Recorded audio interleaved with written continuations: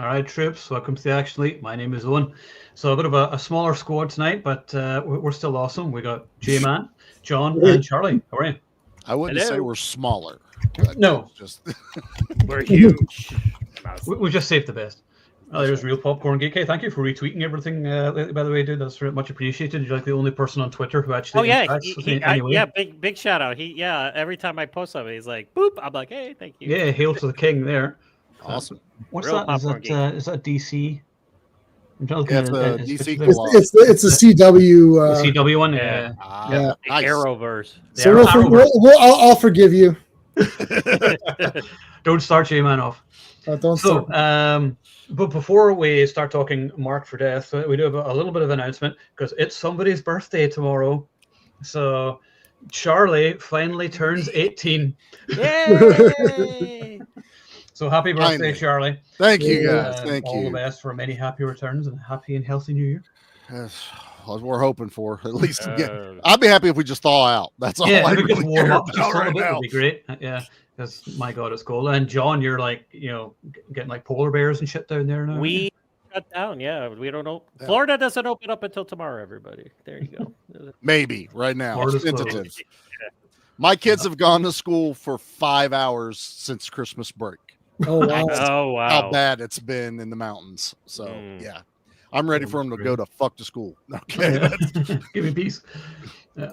Alrighty, so we're going to talk Mark for Death, which I hadn't actually watched for a good few years, and I only have the DVD because I don't think it even ever got a Blu-ray release, did it? No. I think I have it on Blu-ray. Really, I've never been able to find it, or I think it maybe was briefly, but like I go into Amazon and I don't know if it's like super expensive or not there or whatever. But I'm hoping they do like a 4K because they announced the 4K of Time Cop, and I was like, finally, I'm going to be ordering that. But yeah, so I've got the DVD. The DVD's fine; it's got subtitles and whatever, and that's okay. But Yep, I've got the Blu-ray. I just didn't watch it on Blu-ray. I watched it off digital. I watched it off streaming, but it was. I do have the Blu-ray of it. Oh, okay. So there is one that actually exists. But yeah, so tonight we're discussing, is this Seagal's best film, or at least one of them? People, I always don't know why it bothers me whenever people comment on Facebook whenever I post this. Join us as we discuss this. Like, oh, but this is. I don't give a fuck about your comment underneath. Watch the stream. I'm not going to respond or in any way. Come here and talk. Yeah, exactly. Yeah, talk to us live. Join us, and if you disagree, call me a dick. I don't care. But yeah, so I watched it for the first time in a good few years last week, and I'll say I absolutely love this movie. Seagal movies are generally sort of comedies. I find you don't really take them seriously because the ego just jumps off screen. It's just like whenever he like arrives back with the family, and like, Johnny, you're home, and it's like Christ has risen kind of thing. It's just like. And he's got that was back when he had the ponytail. Ponytail Seagal is the best. Yeah, I agree. That was like the real Seagal. And he's got the amazing run in this as well, where he's like starts off opening waddling away with the chase. So that's awesome. We're talking about Disney, so it's on Disney Plus. Okay, I was reading. Yes, this was 20th Century. Yeah, he was doing Warner Brothers, and then 20th Century Fox put that one out. Yeah. Fuck, what was I saying? Yeah, so this is that brief period in the 90s whenever Hollywood was making Jamaicans the bad guys. There was like this and Predator 2. Predator 2. And in fact, didn't I read that this takes place in the same universe as Predator 2 or something? Or I don't know. It certainly seems like it's the same kind of guys. Let's just say it is the same universe as Predator 2 because that's kind of awesome. Screwface looks a lot like King Willie. He does. I always thought that. Really does. There's no stopping what can't be stopped. You can just wait for him to say that. But yeah, so henceforth it takes place in the same universe. But first few minutes, you got Seagal doing his run. You got nudity in the strip club. You got fight scenes. This movie is just like constant action. You got that great chase, and then the him beating the shit out of the guys in the mall. I love all that. I love Screwface as a villain.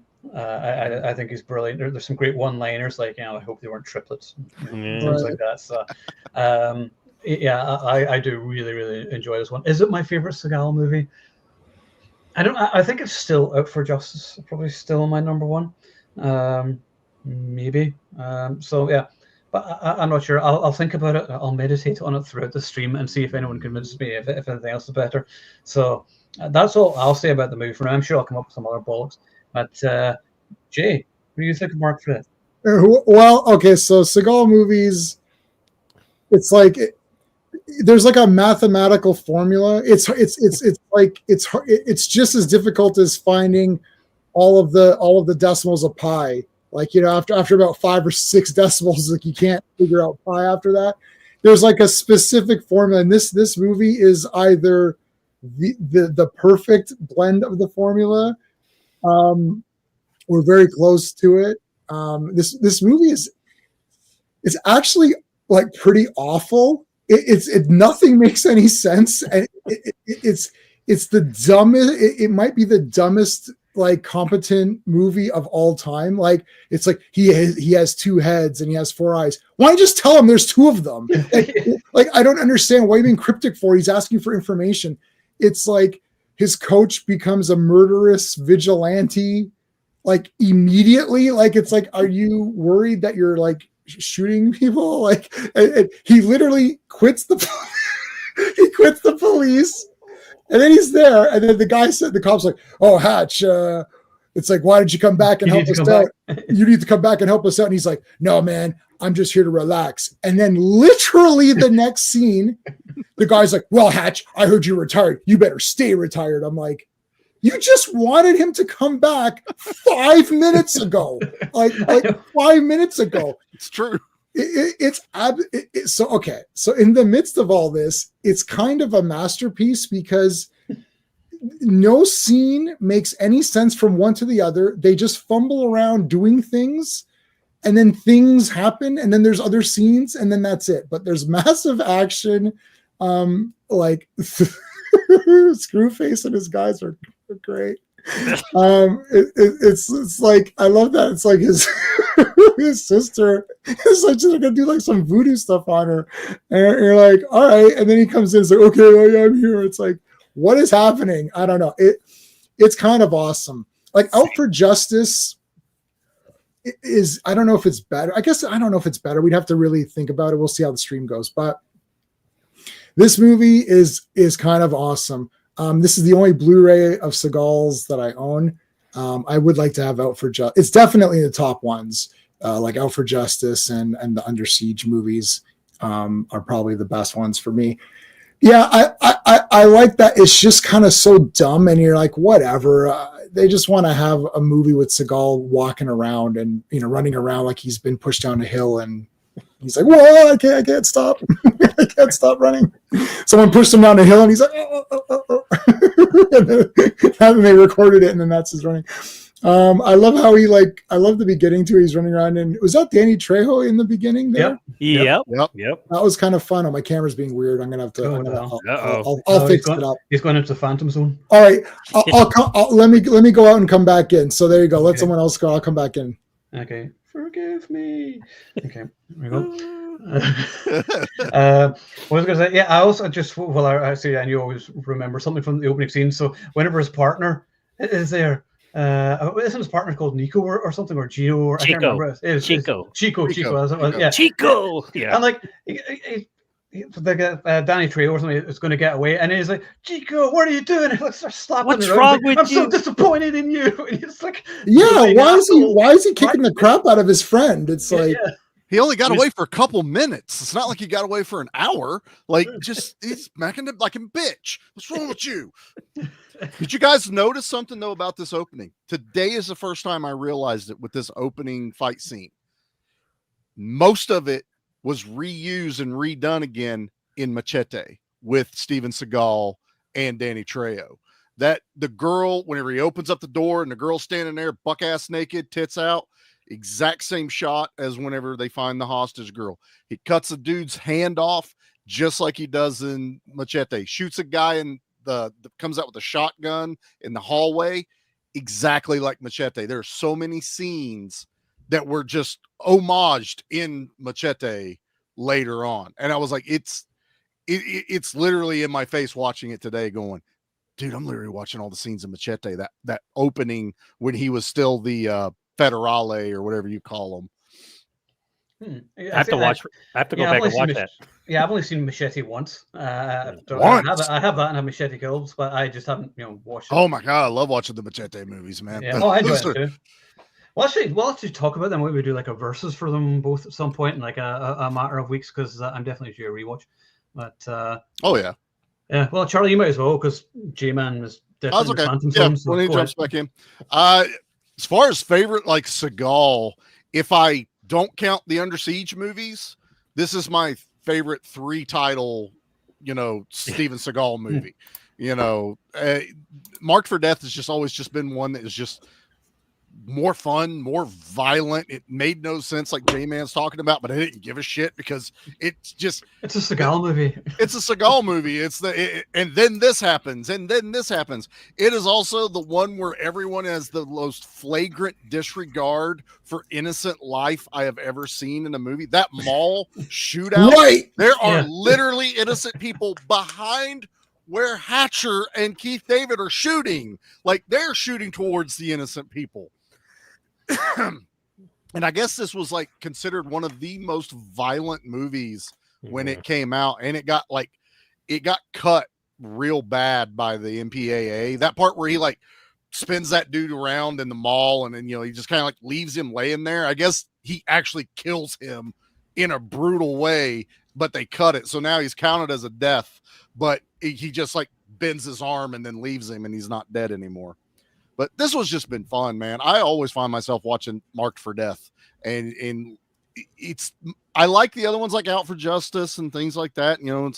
Where's Richie? Anybody seen Richie? Those are always going to be iconic to me because of that. But Marked for Death was just fucking fun. I don't know if it's the Jamaican angle, because you don't really see them as bad guys a whole lot, except for this one part of the 90s. Yeah, brief period in the 90s.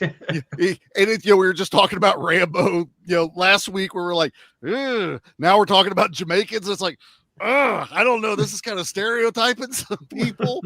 I don't think they said blood clot enough. They only said it about 47 times. It's amazing watching the movie with like subtitles, and you can understand what they're saying. And they can say like bomba clot, and I was like, what? What's that even mean? I don't know. Lionize and all this. Like, I mean, I have no. They work with a mob guy that's like the most stereotypical mob guy. He's like Frankie Fingers or whatever the fuck his name was. Jimmy Fingers. Jimmy Fingers. That's what it was. Thank you, John.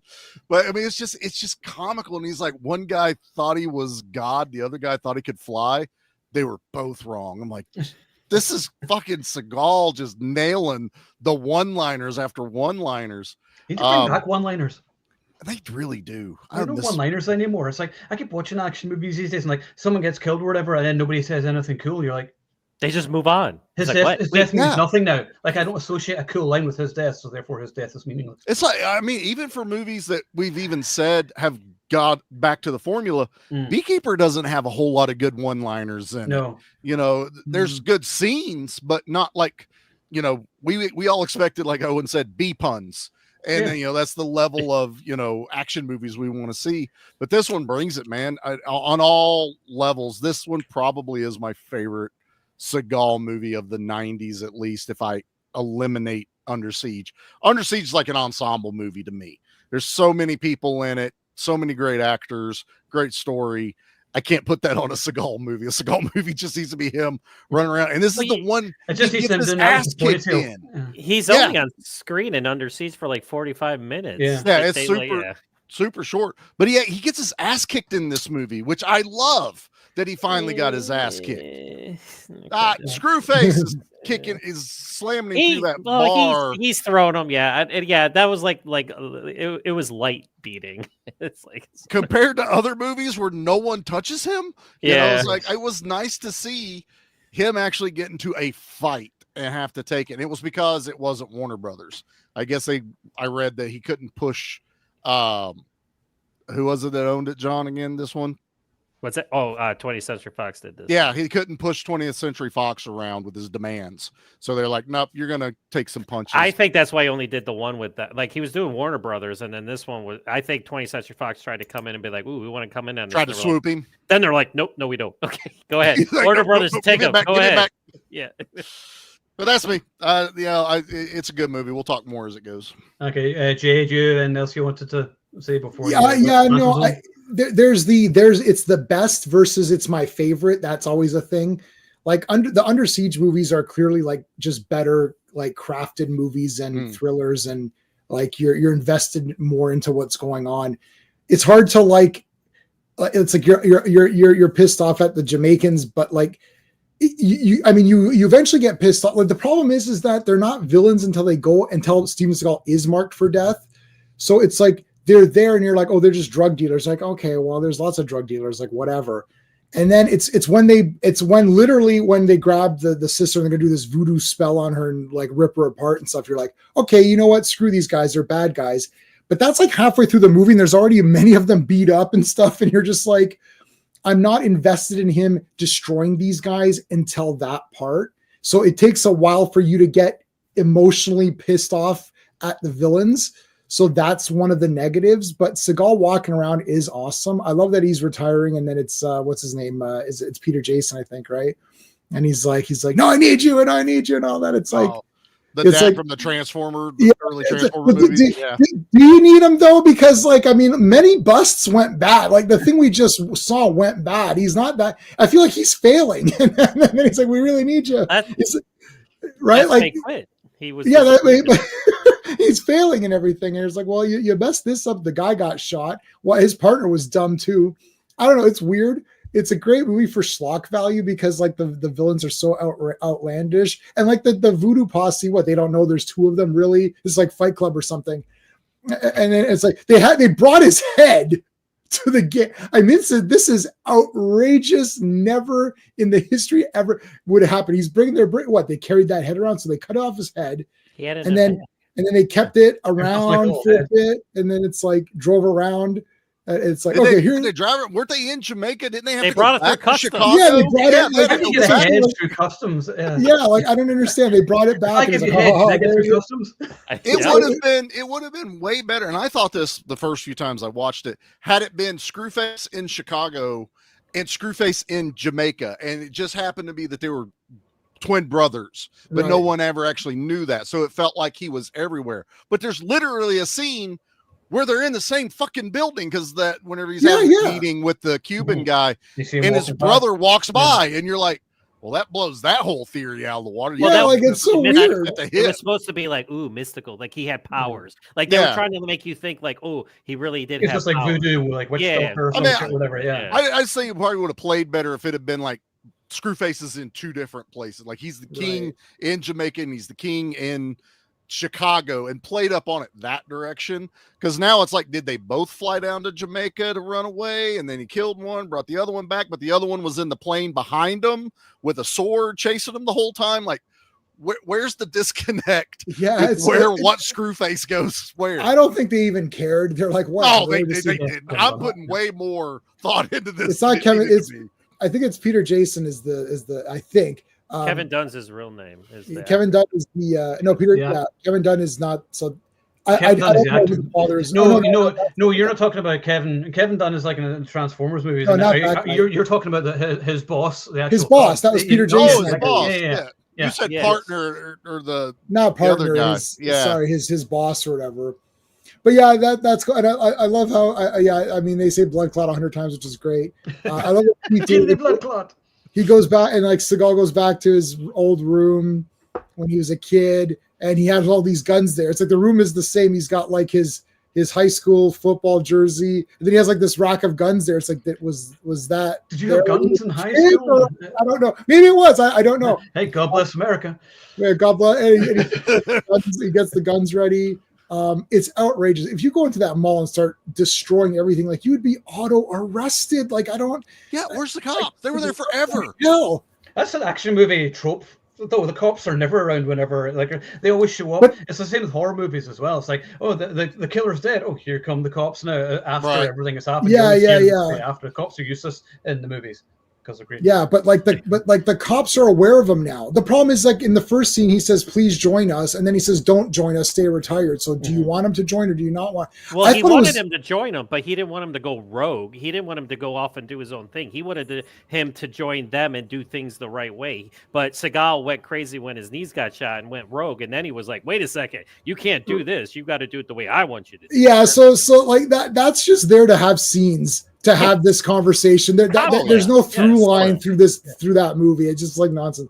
Anyways, the Screwface getting absolutely obliterated, with like eyes, back, down that shaft or whatever. Like, whoa! This has to be one of the best bad guy deaths. Yeah, in an that's another thing we need to bring back: one-liners and epic bad guy deaths. This is the most epic. This is like, I can't think of one offhand except for like there's a Chinese movie. I know Universal Soldier's still my favorite. You're just Universal. Yeah, I mean, that's a good one too. But I mean, this is like he is torturing Screwface. Yeah, you know, not bad. Yeah, because it's like his eyes are gone. He's still fighting wildly. So you're expecting him to like shoot him or, yeah. Then he does the fucking Bane Batman back break. Sorry, J-Man. Yeah, I know. It's okay. I'm doing a lot of Batman reviews. And he's like, that's not enough. It's not enough. Throw him down, and there happens to be an elevator shaft right next to him. With a big pole, like metal pole, so he can impale himself when he. This movie's literally, and then, all right, poke his eyes out, and then break his back, and then throw him down the elevator shaft, and then impale him. No, this is the Terrifier. People need to stop saying the Terrifier is so bad. This is if there was more gore, this is Terrifier. It's like I guess crazy. I mean, anyways, this one is way up there as far as its insanity on this is probably his most violent film. But then when I watched Out for Justice a few weeks ago, and that's still violent too. Like I still think the scene where Richie goes up and just shoots that woman in the car. That is the most shocking scene. Yeah, that's brutal. Like even his men are like, ooh. Yeah, there's something very real about that scene. The woman he grabs, the way she slumps. Yeah, that sells that whole thing. When he shoots her and she slumps out that window, you're just like, fuck, did he really do it? Like bravo, she did good. That brings up another thing I like. When he chucks that dude out the window, or he doesn't chuck him, but the guy jumps out the window, you get that classic, action movie dummy fall landing on the car. They went through the extra trouble to actually drop the stunt guy probably from about 5 feet onto the top of the car, because that's an actual dude when the camera's on the car flopping. Like, it's not a dummy. I was like, they took the extra thought to make it feel as real as possible. I was like, I'll take it. That's awesome. The gore is good. This has a lot of good violence, and it's like, and he destroys. And the thing is, it's like the thing about the Jamaican like voodoo posse. What's cool is that like I like that they have this belief in the supernatural, so it's like they feel more invulnerable. Like. Like most guys would just leave. With the two screw faces though, because it's supposed to be this whole mystical thing and whatever, and it's like this guy has these mystical powers and could be sort of everywhere at once, and he sort of convinced them, and because they already sort of believe in that stuff, then they believe what he's selling them basically. So I never had a problem with that part of it. I didn't say I had a problem with that. I'm saying, why doesn't the girl tell him? You asked information and she's being cryptic. It's like, just say there's fucking two of them. Well, like, she didn't know. But she knows he had 2 heads and 4 eyes. Yeah, but she doesn't know it's 2 people though. She thinks it's just he can see everything. Basically. No, that's not what I interpret. I interpret as that she knows there's 2. Do you think they played the switcheroo on her? Like she didn't know there was 2 guys, but they were like, we both have a girl. So why would she say that? I don't think what she would knew. 4 eyes mean? No, because it's just a vision she's getting. So she just has an idea. She said, okay, it says this guy has like 2 heads and 4 eyes, so he can basically see everything. Yeah. He seems to know everything or whatever, and she's seeing it more sort of psychically rather than physically, where it's like, oh, it's 2 actual guys. She's like, I don't think that wasn't the psychic girl. That was the girl in the club or whatever. The psychic girl isn't the one that. Oh says, yeah, that's right. Yeah, his girlfriend. It's the girl in the white there's 2 of them. Yeah, it's bad writing. Well, why did it, like if the girl in the club didn't? Why didn't she just say there's 2 of them? Hello, there's 2. That's what he's saying. Mr. Hatcha, there's 2 of them. There's 2 of them, or say nothing. Just be like, I don't know about Screwface. That's it. What are you gonna do? Beat me up, and then maybe Seagal would beat her up. But right. Anyways, yeah. Anyway, right over to you, John. Oh my god, what else is there?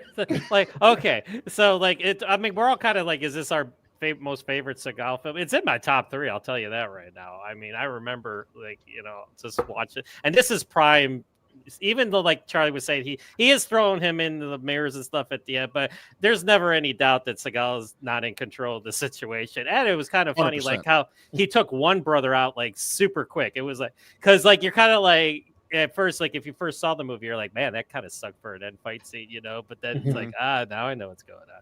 So like one brother was expertly trained, the other one was just like. The decoy. Yeah. This is like Chad and Alex. Really he was too busy screwing chicks, and the other one was practicing his martial arts and everything. Yeah, but screw this face is and screw chicks. So, this is such a mean-spirited, brutal, dark. I mean, you watch this, there's like, aside from the quips and stuff and some of the lines that he says and stuff, like there's nothing happy about this movie. I mean, it's just, and then we're talking about him slapping people around, and even when he comes home and his nephew comes up, he's like, hey, he slaps him in the face. It's like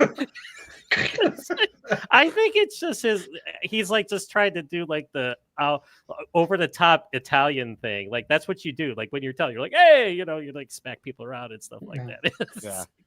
But like this movie came out what, 94 was it?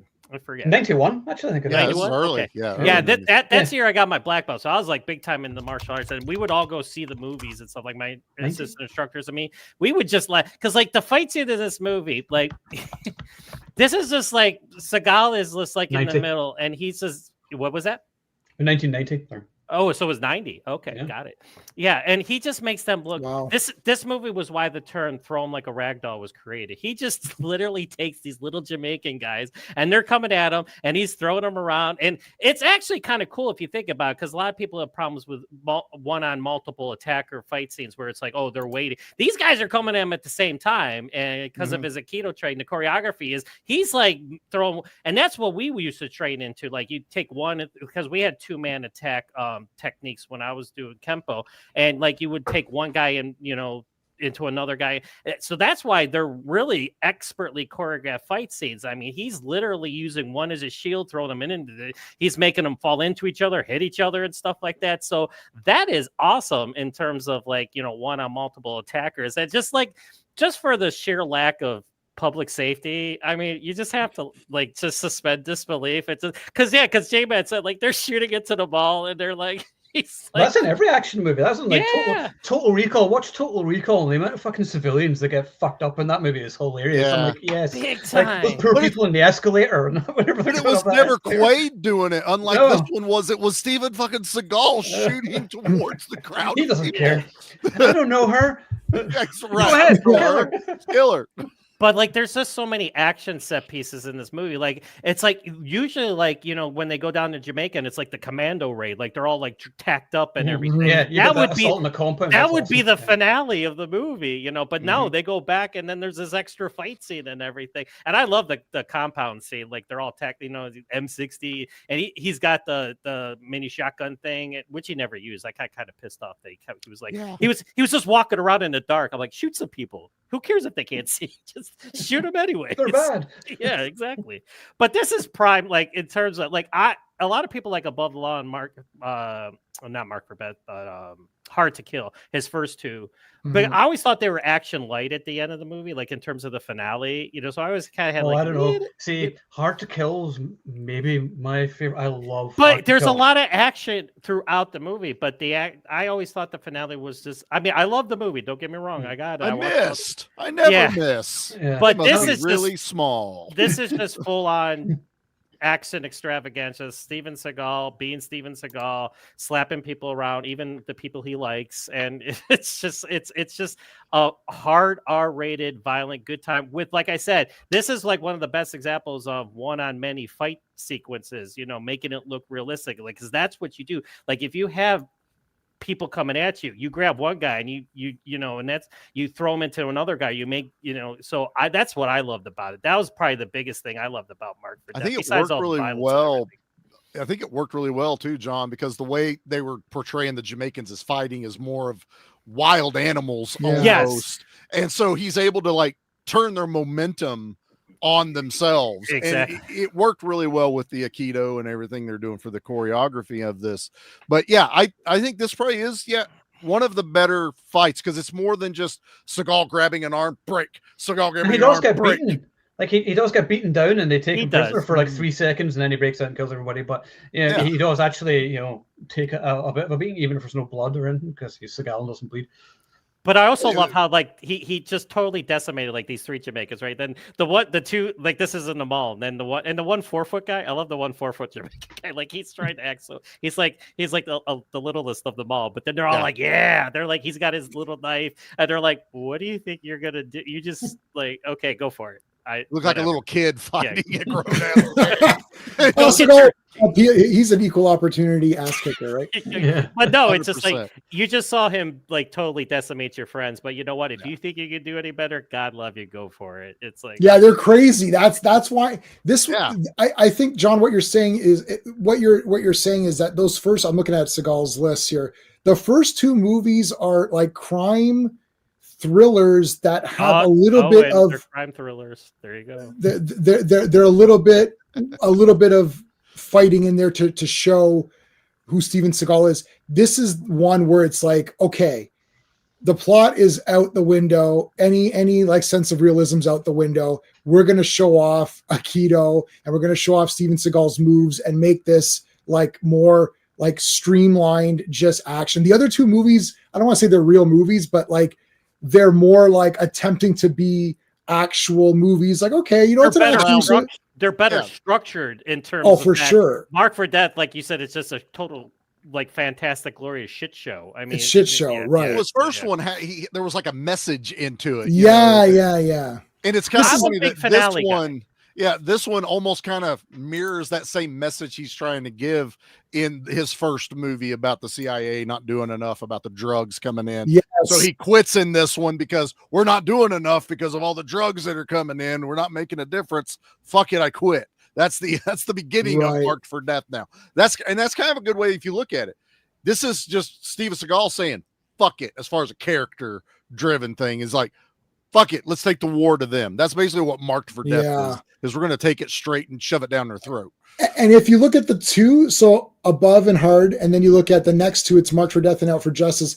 These are more in line with each other, where they're a little bit more heightened fake action movies. Like, whereas these are more like hyper realistic. And the first 2 are more like, okay, they're like actual like cop movies. Like, you know, like I would say a generic person who likes, you know, action movies might really like the first couple Seagals and be like, oh, that was pretty decent, right? And then if you watch Marked for Death, you're like it's like there's no chance in hell that like my wife would like Marked for Death. Like there's like 0.000, but she might like, you know, Above the Law, be like, oh, that was kind of interesting. Oh, that was, you know what I mean? Like this one is just these 2 are, and then Under Siege is next, and that one is like a blend of all of it, where it's like it went back to being slightly more like slightly less outrageous, but still kept some of the cool. It's like they took the first 2 and the next 2 and took the best parts of the first 2 and the best parts of the next 2 and put them together in the 2 Under Siege movies. So you still had some outrageous action, but it wasn't absolutely like, I love Marked for Death, but this is like hyper offensively like weird. It's just like there's no regard for anything. It's just like stories out the window, human lives are out the window. Let's just kill everything, whether it makes sense or not. Is insane in this one, you know, where before you get into the mall, like they're just shooting, you know, wherever in the middle of Chicago traffic all over the place. It's a great car chase though. It's a great, you know, good action movie needs to have a really good car chase. And there's sometimes Seagal movies don't give you a very good car chase. You might get 1 or 2, you know, scenes of, you know, someone chasing someone down, but this is like exactly like what I want for an action movie car chase. You know, shit's getting wrecked. You're blowing out the windshield. You're kicking out the windshield so you can shoot better. Yeah. I mean, it's just good times. I think this is the first movie where I noticed Seagal as being, oh, he's cool, versus the other 2 movies, which I still really like, and they're probably better films, but I didn't think of him as awesome. I just thought, oh, like in the first 2, I was like, oh yeah, he's pretty cool. This guy's pretty cool. But then this one, you're like, oh shit, what the hell? And that's because they showed more of the martial arts, like what John is saying, and multiple guys, and like how he like dismantles each guy in like a neat way. You know what I mean? It's not just punching and kicking. Like it seemed like Aikido was like the greatest thing ever. I mean, it's a big commercial. It's like the Perfect Weapon was a big commercial for Kempo. This is his biggest commercial for Aikido, because he literally has 3 of those scenes where there's multiple Jamaicans and he's totally like, woo, and he's doing his Steven Seagal. Perfect. But I mean, Perfect Weapon. 5 seconds after you finish that movie, you're like, I'm signing up. This weekend, I know you did sign up.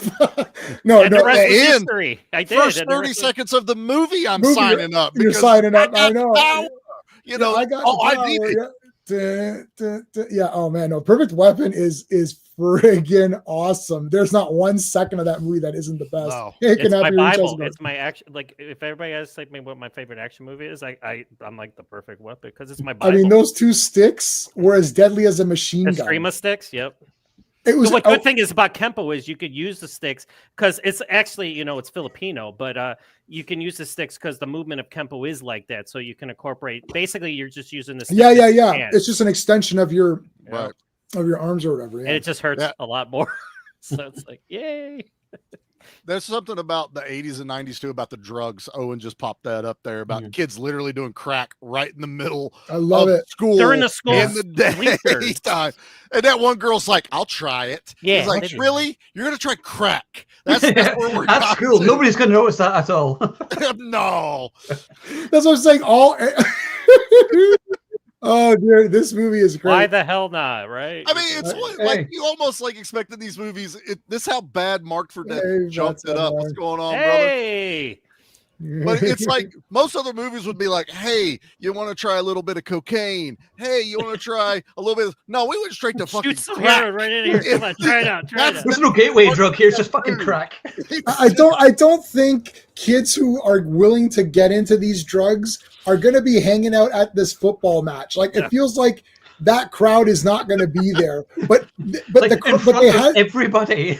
Yeah, they had to be there in order for Keith David to see it, so that he could report it back to Seagal, so that they can go. Students like bolt as soon as Keith David looks in their direction. Oh so yeah, you're like, because he's know. fucking right there. Right there. Yeah. Why are you not scared to do crack in front of Keith David? Yeah. Oh God. And Keith David's one of the best. I mean, again, we talked about On Deadly Ground. Remember a little while back, and we talked about how it was just a big love fest. And like everybody was talking how great Seagal was in the movie. You still had to have the one line in this movie where Joanna Bakula, he's like, "Oh, he's retired." She's like, "He still looks functional to me." I'm like, oh yeah, there you go.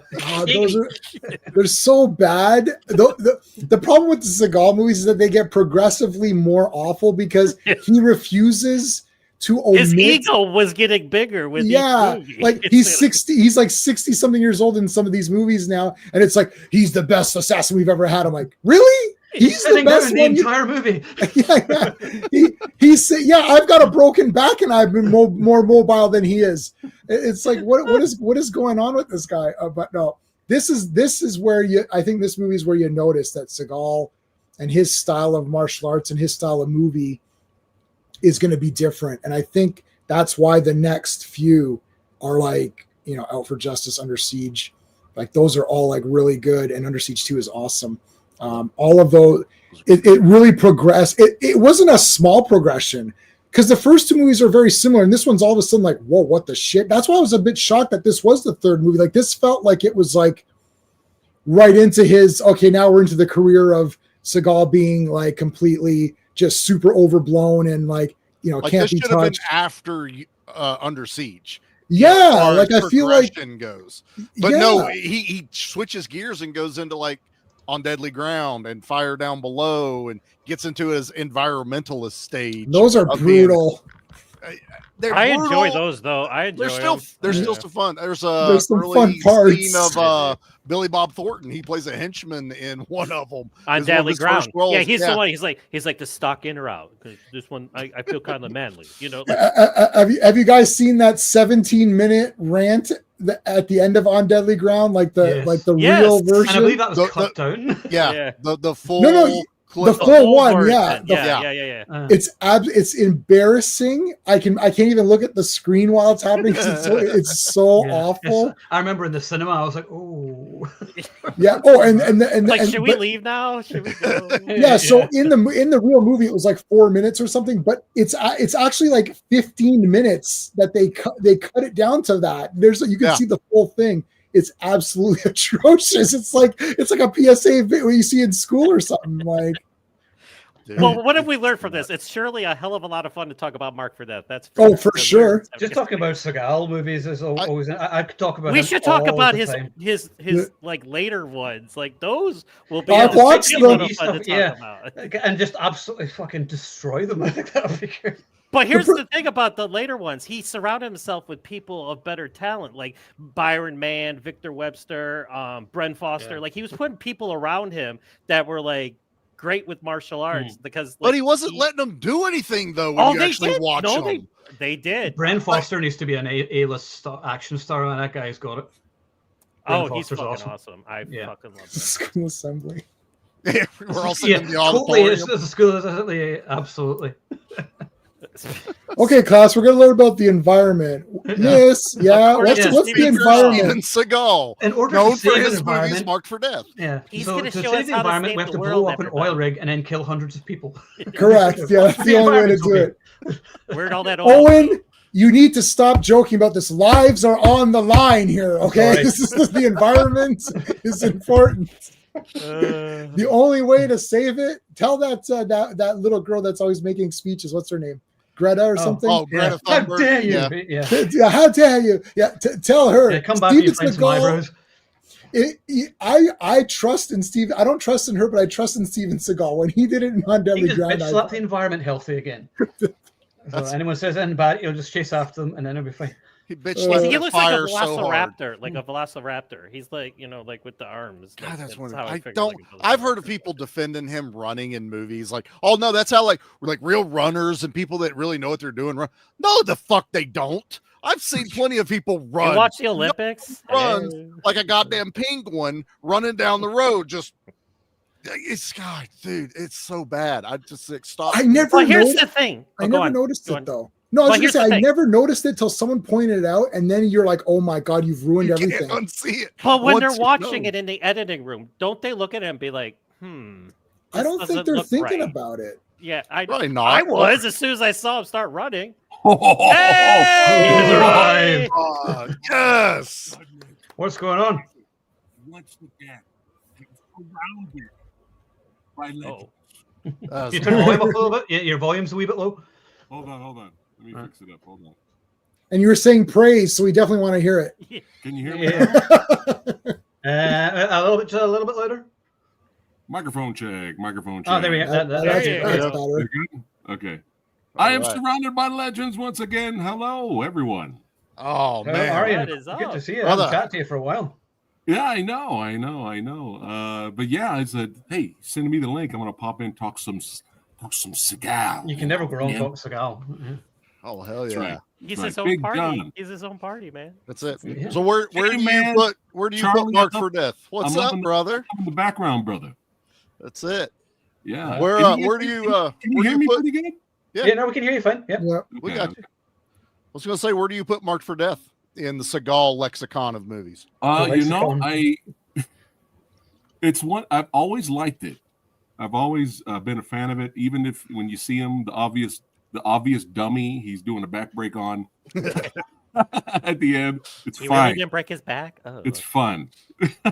I've always enjoyed it. I mean, you got the villains, man. It's all about the villains in this movie. You know, I did a fight reaction breakdown on the fight in the museum, like way back with actor director Michael Hode, and we had a lot of fun with it.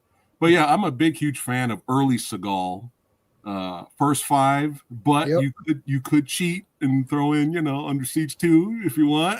Well, got to, man. You have to. We love Under Siege 2. I mean, it's the best dialogue ever. On deadly ground, maybe if you want to throw that in. I'm good to remove that one and put Under Siege 2. Under Siege 2 is like the greatest movie ever. It's so much fun. It's so much really fun. Is. Yeah, and I told a story on my channel way back on how Under Siege 2 was my most embarrassing movie going experience ever. Oh, I remember that. You remember that story, right, John? Yeah. I love the movie. I had fun, but you guys are talking about the movie. I don't want to tell the story again. No, go ahead. Go ahead. I'll make it brief. The new audience. So my dad, I was a youngling then. Both my parents,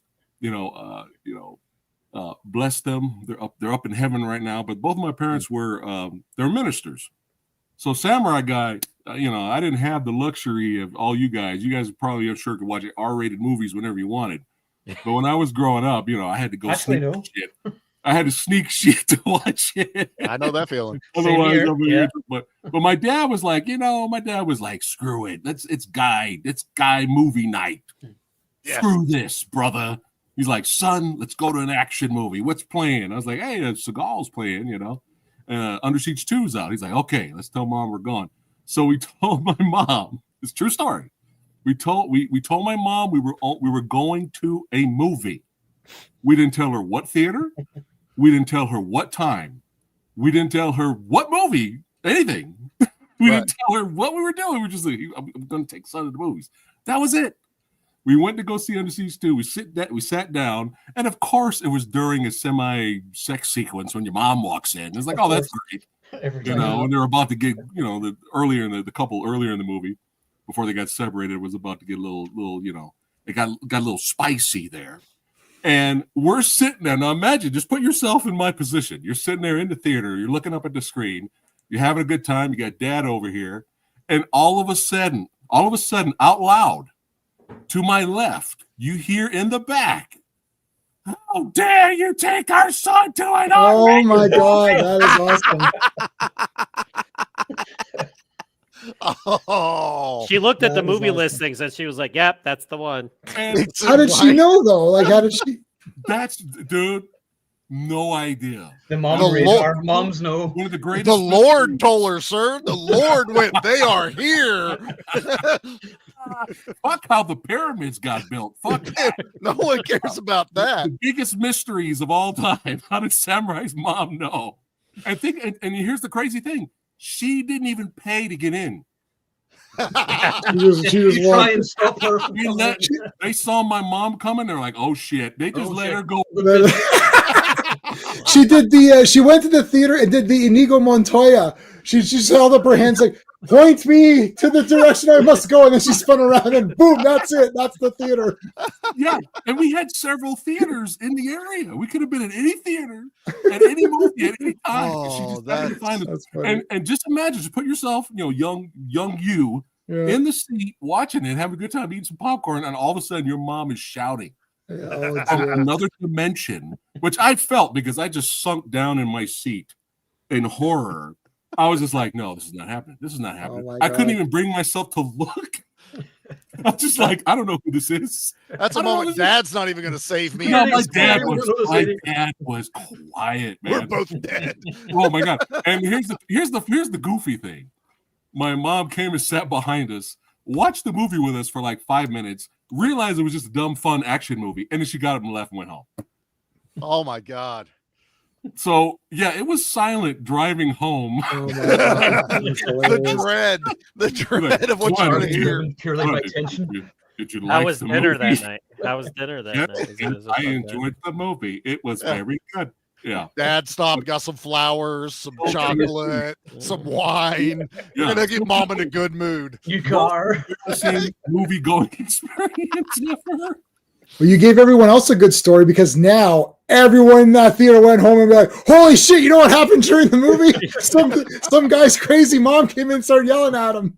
And it becomes like a legend. It's like, oh, his mom came in and started beating him with a stick. You're like, what? Like it starts getting more like more and more progressive. It's like as it grows, it's like, hey, what was happening when you saw Under Siege 2? Didn't you say some guy's mom came and put his pants down and slapped his ass? Like, yeah, that happened. Yeah, let it evolve. It evolves, yeah. I remember whenever when I saw Under Siege 2 in the cinema, it was me and my brother. I think I said this whenever we were talking about Under Siege movies a while back. Mm-hmm. And it was just me and my brother. and there was like two other guys in the theater, and then the movie ends, and it just goes, "Oh brother," you know, the song comes on. He's like, "That is brilliant," and then we just all started laughing. The guys just went, "Pants." Oh god, this is in Glasgow, of course. Hope everybody listening and watching right now, hope you enjoyed that. But yeah, Mark for Death is it's a Seagal classic. I think I love the fact that his character is a cop, and he's just like, "Fuck it, I'm going straight." I'm killing everyone. I'm just going straight vigilante. By the end of the movie, it was great. And my high school teacher, my coach friend is going to become a vigilante with me. Yeah, let's go. Fuck it. And like nobody even like did anybody attack? Oh, you know, somebody attacked his niece, didn't they? Or they gave her drugs or something, wasn't that it? They gave her. She died. Somebody died. Who? Yeah, and that's why he gets into it. Yeah, and he's almost more angry than Seagal is. And Seagal's like, "No, it's fine. Just ignore it. It's fine." And then all of a sudden, oh wait a minute. Seagal's a piece of shit in this movie. Yeah. He doesn't care until his family gets involved. Poor Keith David's like, my family's been involved in this shit. I've been on the ground since the whole thing started. Steven Seagal's like, it's fine. It's like, yeah, but my niece was just get in the car. Just get in my the car. Niece died. Like, it's fine though. It's fine. It's like, oh, now that your family's marked, now you're in, huh? Okay, you know. Well, that's the same when he goes to see his niece, and you know he kisses her hand, and they come storming out, and Keith David stands up, looks at him, and they look at each other. It's like Keith David's like saying, "Are you fucking ready now?" It's like, let's do this. Yeah, you know, well, who said that? Adam, Real Popcorn Geek said it's his Mark for Death is his favorite movie, best Seagal's movie. He thinks that's Seagal's best film. You know, I enjoyed this movie so much that I'm not going to disagree with that. I'm not going to argue against that. Like I said, the first 5, 6, 7, 8, maybe. Yeah.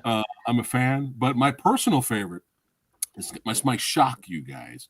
My personal favorite is Out for Justice. Yeah. Well, we discussed this before. I think it's Out for Justice, and then, believe it or not, I love Hard to Kill. Because Hard to Kill is some of my favorite lines. Mostly Kelly LeBrock going, Mason Storm. And the fact is, his name is Mason Storm. That's a great name. Amazing. Like, seriously. Yeah. My favorite from that, Owen, is he gets the pool cue, breaks it, stabs it in the guy's neck, and goes, "Fuck you and die." Yeah, that's my wife. Fuck you and die. Yeah, amazing. Yeah. Just walks off. So yeah, then, Hard to Kill is great. Yeah, I love when he mentions, "How's the action, boys? Mind if I play?" But yeah, when I think of Seagal, like pure Seagal, I'm sure everybody would say Above the Law, because that was basically a biopic of him. Yeah, in a way. But it's just I just think I go straight to Out for Justice, you know, even though you could go straight to Under Siege, because Under Siege is great too. Under Siege is not my favorite. It's not in like my top few. I mean, it is like up there, but I had like Out for Justice, Mark for Death, Hard to Kill, all of them before then the Under Siege movies. And I even have a soft spot for the Glimmer Man as well. I think there's some good bad. Yeah, that's fun too. Great bad guy death as well, impaled on a fence at the end. Yeah, credit card with a blade in it. Yeah. I think Glimmerman's the last. Glimmerman was the last. Like after that, I really don't care at all. Like that was like the last. Fire Down Below, but like after that, it's just he's dead for me. Exit Wounds wasn't bad. It's all right. Yeah, it's all right. I enjoyed that one. What's the one where he goes to the prison? Is that Exit? That's not Exit Wounds. There's one before that. Half-Past Dead. Half-Past Dead Yeah. is insane, and it's bad, but it's good bad. You know what I mean? Yeah. They hide in a helicopter that's hanging up inside of the prison, as you know, it's bulletproof, and they shoot people out of it. It's just insanity. But like what J-Man was saying, the first few Seagals are like coming right out of the 70s, like the Dirty Harrys. Yes, good grounded, gritty movies. Then it slowly progressed into way over the top. Like it felt like they had to start competing with the Van Damme movies and Schwarzeneggers and Stallones. And I think that's really what Mark for Death was. This was like, we got to be uber violent. We got to push the boundaries and just go nuts. And this is like also the director of is it Halloween 4? Is which is probably one of the ones that's looked down upon the most, because I think it's why Daniel. No. I like Halloween. Yeah, I love Halloween 4. Yeah, Halloween 4 is great by most people, because I think that's the start of the The cult. What is it called? No, well, not really. 5 is where the cult. Well, the 5 is the tail end of 5 is where the Man in Black shows up, and he's not really a cultist until the 6th one, where they backtrack it and say, "Well, it's this cult of Thorn," and you're like, "That's fucking retarded and bullshit." Like that's not. I never can remember, man. The runes down and the runes, It's the stones. Yeah, he can't walk over them like he's an idiot or something. Like and you're like, what? What is happening? The Urban Justice I actually quite enjoyed. I watched all these. They're all awful, but they're great. They're all kind of trash. But the thing is, at least with Seagal, at least like he knows his audience and knows what we want to see, basically, and he's never changed with the times or adapted to the times. He still plays the same character he did in the 80s. And even if it's like, I'm going to sleep with this girl, even if she is 19. You're like, that's not creepy at all. Okay. Because that's happened a few times where I guess there's some chick and you're like, this one I heard was a good straight to video Seagal movie, and I haven't seen it yet. But I heard Belly of the Beast was. I like that one, but it's total bullshit because like he's doing some Hong Kong style fight choreography in it. You know, it's stunt double, so that kind of takes you out of it. But Byron Mann is great in it. Like, is he dubbed in that? Because I remember he's dubbed in so many of these movies, and there was one. It's the ADR. He doesn't go back to do the ADR, so they have to get some guy to. There's one where there's a guy and there's like a French guy. It's like Seagal's talking, and this like French guy takes over, and he's like, I'm going to like. Sacre bleu! And you're like, wait, what? Sacre bleu! Yeah, I think. The first two Seagals, that's your like they're almost like a blaxploitation, like Pam Grier's in one of them. It's like it almost feels like they're those gritty thrillers, and this one's just like forget all that. Let's compete with the other boys and go crazy. I think Under Siege 2 is my favorite. If I have to pick one, and then all the other ones. I'm not going to fight you for that. I don't think any of us are going to. That was so much fun, it's man. the one I watched the most. It is. So many times because it's pure comedy. Like there's so many great one-liners in it. Yeah. He was my instructor at Fort Bragg and all that stuff. I was like, that's just gold. It's like, and this is like once again, it's his ego, and this is you got people saying he's the best there is and all this, but. Is it on Deadly Ground where Arlie Ermy has the best speech ever? When he's like, you dump him in the forest, this motherfucker's going to build a shopping mall. Yep. Some parts in that are saved by some of the other actors and stuff too. Well, that's what I'm saying. Like, and John was saying, he surrounds himself by other people. But sometimes you watch him and you just feel like he resents them for even being in his movie with him half the time. And then when he talks about them after the fact, he treats them like utter dog shit. He's done it to I don't know how many co-stars. Every one of them. And he asked for him to be in the movies. Is that Michael Jai White? Like he wanted him in I think he did like 2 movies. But then they did an interview that one where he's like, "Can I laugh in your face?" It's like, we all know what that one is. I've actually clipped it into the show before because that's how we make fun of Seagal. But hey, Seagal is Michael Jai White a real legitimate tough guy? Yeah, Michael Jai White. Can I laugh in your face? Yeah, and they keep asking, and he's like, "Can I laugh in your face? Can I laugh in your face?" Yeah, it's just insane. There's something. Steven. Yeah. my favorite Steven Seagal portrayal though is Steven Seagal in Machete because he's almost making fun of himself in that movie. I wish he gets stabbed, he's like, this isn't nothing. This is nothing. It slices himself. Yeah. Because no one can kill Seagal but Seagal. Okay. Right. He has to kill himself because he's not even Danny Trejo. Stayed with that, having fun with himself and stuff like that. Yeah. I think he'd have more fans because Van Damme when Van Damme started having fun making those fun. He does do it though in Exit Wounds. He makes fun of himself. Like, there's that great scene in Exit Wounds where he's sitting in the class or whatever, and his belly's so fat it gets caught in the desk, and he stands up in the desk. Stuck around him. He rips it up. Yeah. So I like that, and it's got Michael Jai White in it. I don't know what to make of Seagal. Like, I have a lot of respect for him in the sense that, like, if you look back at like he's in Japan, opens up a dojo.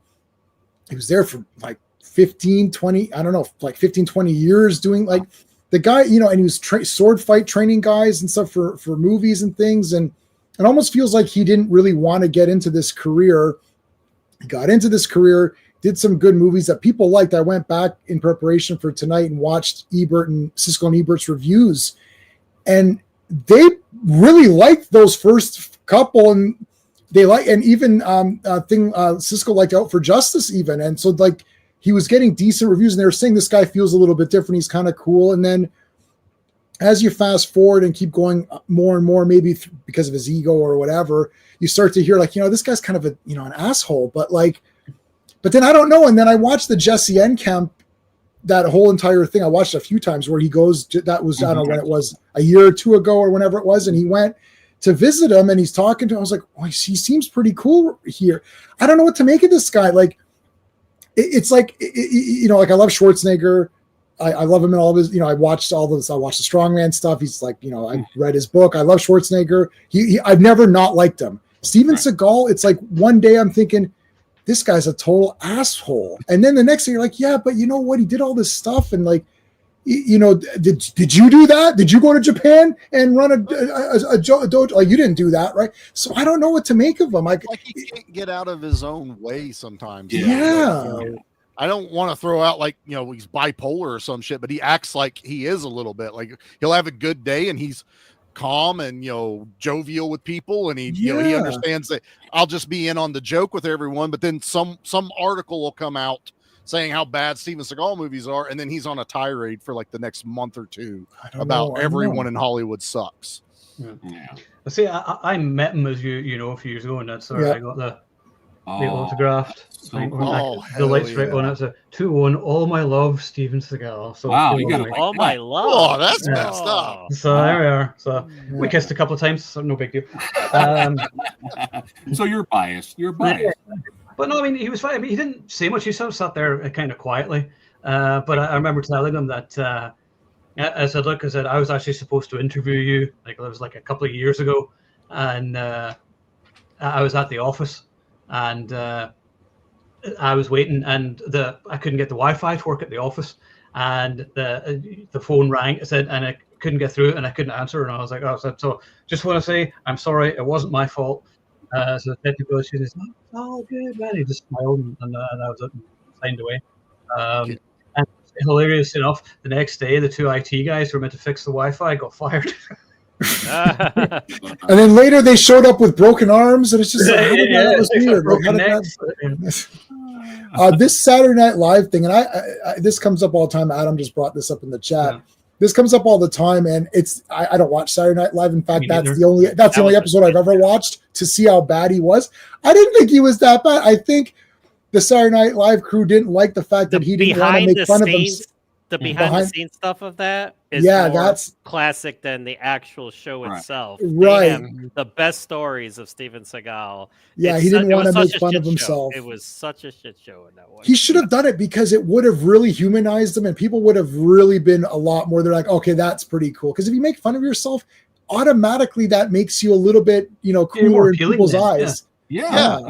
I mean, it's stuck with Machete Seagal. Having fun. Exactly. There was one commercial. I don't remember what the product was. I don't know if it was beer or what, but he was like in a liquor store, something like that. And he turned to leave, and the guy goes, "Oh my God, it's Steven Seagal! I can't believe it." And Seagal goes, "I can't believe it's me either." And he walks out. I was like, dude, this is how you get your audience back, right here. Yeah.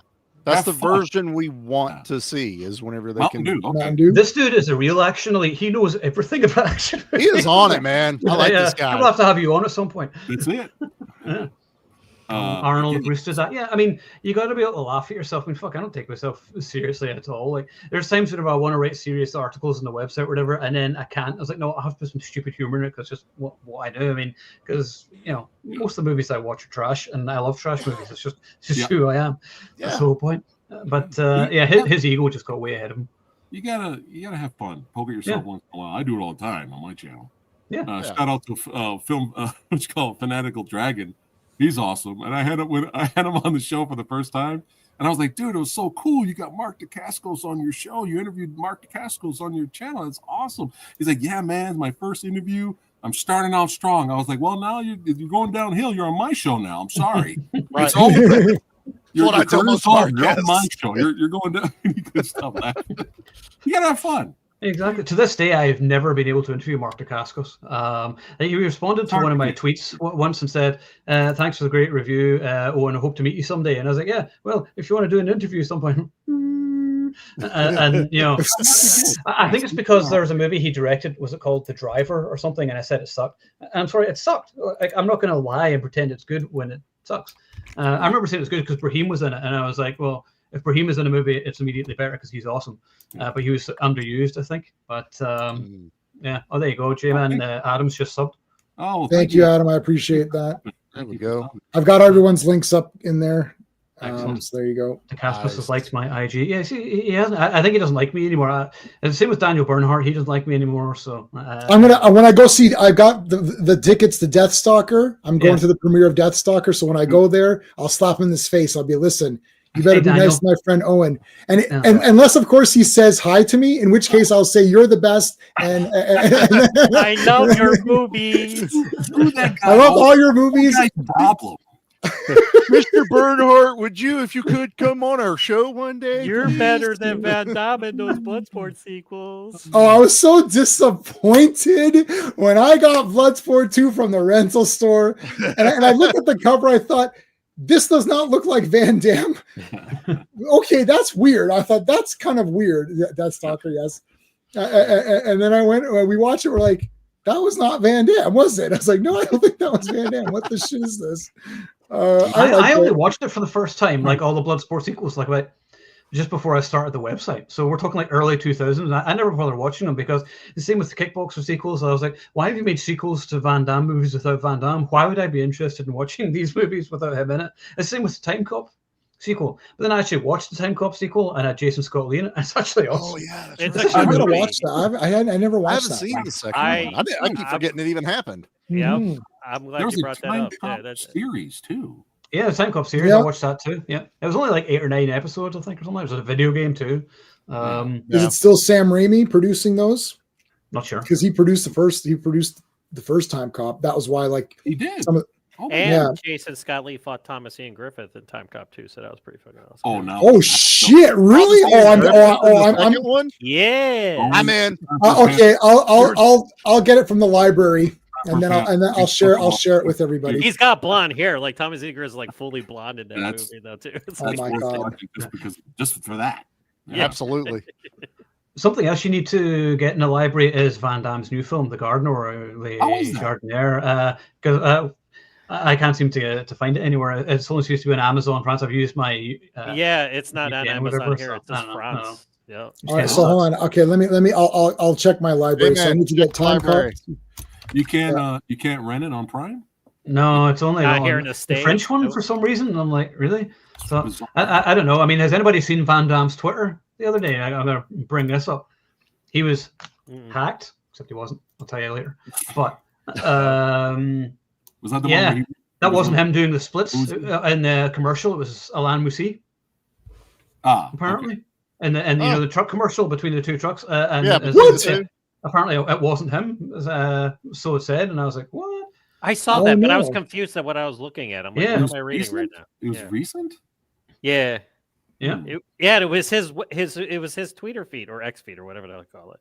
I know. Yeah. I know. Sam Raimi produced Hard Target, right? Yeah, it was hard Yeah, target. Ted Raimi's in there too. I ain't got no change, man. I don't change, man. So he's not involved in the series, yeah, but he was involved in the movie Oh, how fun! Yeah. Yeah. based on Dark Horse comic. Yep. So what is? I just popped in. A little bit along. Like 10, 15 minutes ago. What do you guys' thoughts on Mark for Death? Since I just got here. Oh well, it's definitely one of my favorites. It's one of these movies. The thing is, what I love about his movies and these movies around that period is that they're all about 90 minutes long. Mhm. I love 90 minutes long.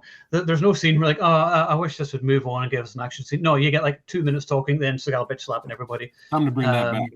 Yeah, need to bring back 90-minute movies. I think I'm fed up with these 2.5 hour, 3 hour things. And Yeah. I'm like, look, I got a job. I'm tired. I'm middle aged. It's like There's vlogs, man. I got to pee. I'm like, come on. So, Suck the energy out of you anymore. What do you guys' thoughts on that? but yeah, no, but I love Mark for Death. It's definitely top 5 Seagal at least. I think Yeah. it changes on a daily basis. On like, is it Out for Justice? Is it Hard to Kill? Or is it Mark for Death? So it's just kind of all of them. These are the ones which I watched the most, like the first 5. So I like it. Nice. And you guys want to summarize for I love the Preston? shirt. I just now saw your shirt. Yes. Hey, sure. I just watched Rocky Balboa the other day. Oh, yeah, it's an awesome shirt. I got this the other day. That's sick, nice. dude. Yeah. No, I think like me and J-Man were talking earlier, if I eliminate the Under Siege movies and go with just strictly the 3-sentence Seagals, Mark for Death's probably my favorite one. Nice. Just because it's just that uber violence over the top, and it's the villains are so memorable. The villains are memorable, and we talked about it at length. It has one of probably the greatest villain death scene at the end of a movie. It's just doesn't stop. But yeah, this is probably my favorite three-word title Seagal. Yeah. So I like Under Siege 2 the best, and then Out for Justice and Mark for Death are kind of tied. But those would be my top 3. I prefer the more ridiculous ones. Yeah, the more ridiculous, the better. Where to buy physical media? Well, Walmart is pretty good. They had a whole bunch of 4Ks yesterday on the Dixie one. I got I got Enter the Dragon on 4K for $14, and then I got the new Jackie Brown 4K as well. I got that, which I haven't watched in years. Last time I saw that was like in the theater, I think. So I'm looking forward to giving that a watch. Glimmer Man is not on Blu-ray. Really? We were talking about that too. Yeah. Like Mark for Death. J-Man has one, but we never. I have Blu-ray of Mark for Death. Is it like a foreign release Blu-ray? Like I can't find it anywhere. Yeah, is it like an all region, but from like a different, like a foreign company or something? Also, if you want to buy Blu-rays, don't sleep on these places like Kino Lorber and stuff like that. They get a lot of our classic action and horror movies. If you catch them on sale, dude, you get some great like pricing on these things. Arrow does some great releases too. If you just Vinegar Syndrome is my favorite because they're like Cynthia Rothrock, Donna Dragon Wilson movies, and Billy Blanks. And they're just sick with special features. Like they load that shit with special features. Yeah. Those are some of the best ways to get it. And yeah, unfortunately, Amazon sometimes is the only place you can go and get them. You know, but I'm not opposed to not giving Bezos any more money. He's got money. Mark for Death. I purchased in 2013 the Blu-ray. I looked at my order history on Amazon. Wow. So it's an older Blu-ray, and it's. I think it's discontinued now. Discontinued, probably. Looks like someone in this panel is more of a fan of Seagal than other people in the panel. I'm not going to mention any names though. Show me the laser disc, and I'll believe you. Yeah, I'm getting the laser disc. Let me come back. Laser disc autographed by the man himself. I had it. I had all of them. That's. Is there a photo of that? Where's the COA? I need to see. I also have the photo of me with him somewhere. I did see that photo of you with him. John's got us all. John probably saw this in the theater though, so he's going to win by default. Because John saw everything in theaters. Did I see Mark for Death in the theater? Yeah, did you see it in theaters? That's a dumb question. I know, that's why I said it. That's why you would win, because you saw it the first time. I don't think I saw. I think that's because I'm that's all. Under Siege was the first Seagal movie I saw in the cinema, I think. I'm trying to think. I think so for me too. I saw Above the Law in the theater. Wow. Like, you know what movie I saw in the theater? Yeah. Was that your first Seagal? Was that your first Seagal? I guess so, because you wouldn't have seen.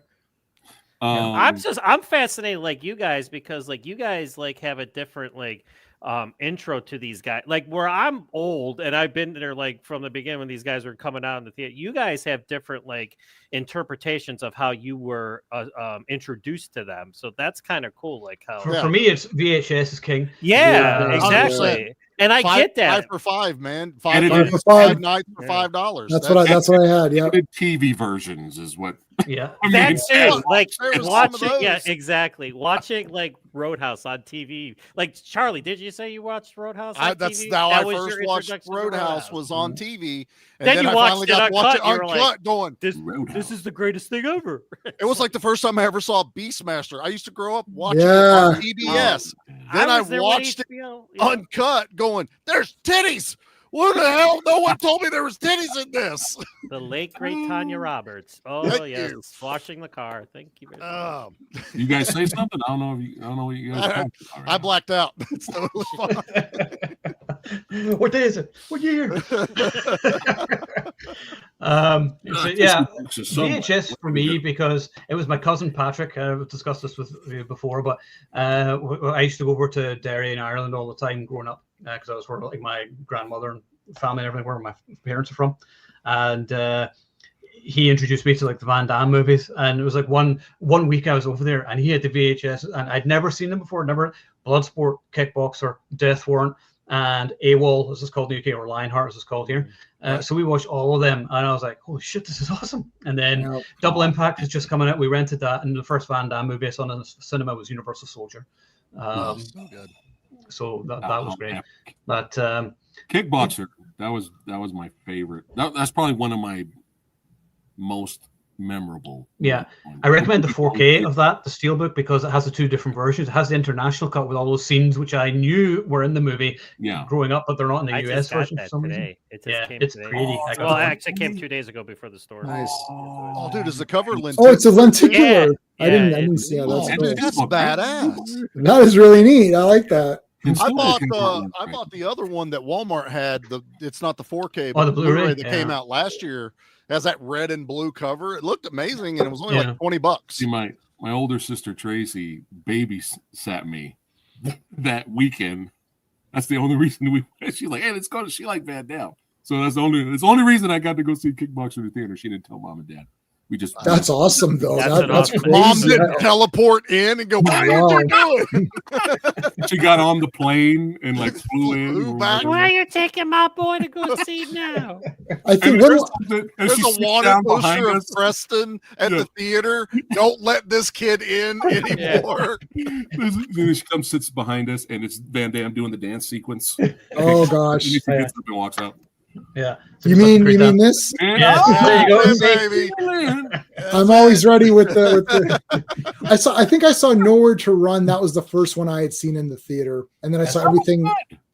I liked it. I thought it was alright. I like Nowhere to Run. Good action thriller. Yeah, it was kind of something different because I remember he wanted to try something, and show his dramatic chops. And I got to say, I always thought Van Damme was one of the better actors of the action stars. Earlier on, he may not have been great, but like you watch a movie like Sudden Death, and there's the scene towards the end whenever he hugs his kid, and he's like, "When things were falling down, Dad, I stayed here, didn't I?" And he hugs his kid, and the way he says, "I'm sorry," and he's crying, and I just thought there's something just really real about that scene, and I thought that's actually good acting, and I never thought I would see that. JCVD just crushed everything. I saw that in the theater. Yeah. I don't know what's real. You should have slapped that kid. Kid, the roof is falling. You should have left, dumbass. I waited for you, Dad. It's like, idiot. Yeah, we definitely need Kino or somebody to do proper versions of all the Seagal movies, including like Under Siege 1 and 2. Get some special features in there or whatever, and get some like new interviews. Where is Steven Seagal now? Like, did he like leave Russia or something? Is he helping invade Ukraine or what? Is he in Ukraine? I have no idea. I've got to go. I'm close to 2,000 subs. I can't have any of this drama on my own. I'm sure you guys already know this, and I'm sure Real Popcorn Geek knows this, but I am fired because I only seen this movie maybe 3-4 years ago. I'm late to the game, but I saw and really enjoyed. I didn't think it was going to be that much fun.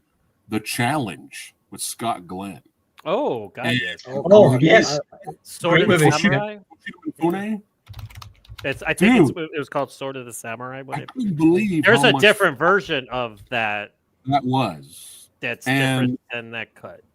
Yes. Because I saw the original. I don't know how or where I saw it, but it was like different than the one we got, and it was so much better. Really surprised. It was really good. And Seagal choreographed the action in it, if I remember correctly.